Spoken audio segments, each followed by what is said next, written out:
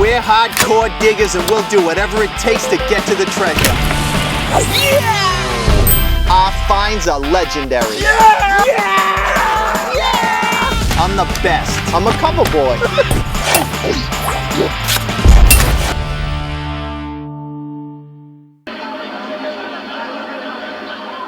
What do we have here today that we're about to look at? I have 2 slave tags that I found with a metal detector in South Carolina, outside of Charleston, Somerville. I collected coins and things, and I thought it'd be a nice way to find some coins for my coin collection. I came upon the top one first.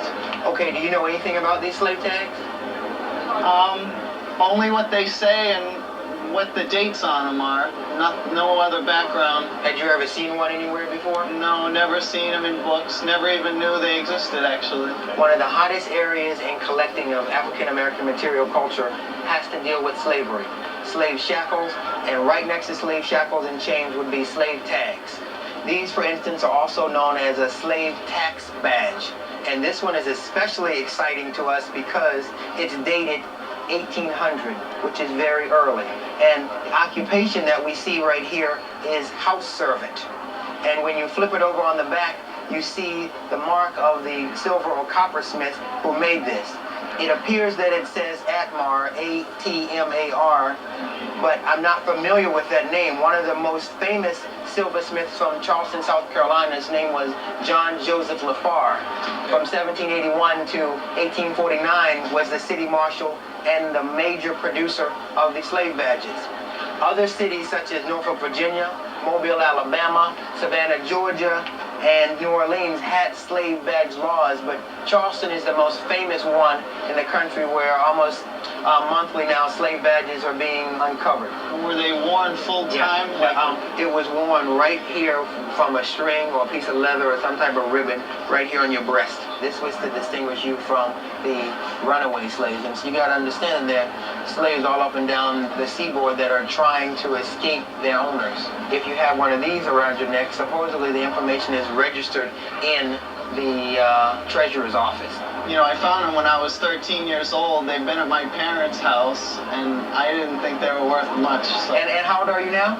I'm 30 now. Okay, so you found these as a young teenager. 13, I think. Okay. 1983 is the exact year. I found both of them around the same time and just hung on to them. Okay, well, let me tell you this right now. Together, the 2 of these are appraised between $10,000 to $15,000. The top one from 1800 is the one that carries more value.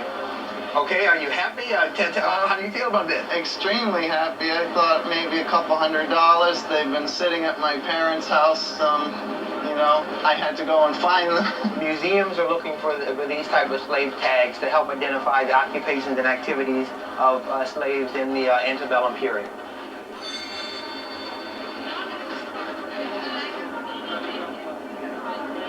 Really have Bill and Howard of the new show Digfellas are 2 of the luckiest metal detector guys you will ever meet. They haven't found anything yet, but the Travel Channel needed a metal detector show, and now they're on TV. Here's just a few seconds of Bill and Howard wasting their lives. Searching in water is a lot different than hunting in land. You have a lot of mineralization there to deal with, and you're dealing with reaching down for a target in the water. Oh, yeah! Oh, no! I got a can. To be fair, the title of this program promised you only digging, which, come to think of it, they didn't do that either, so,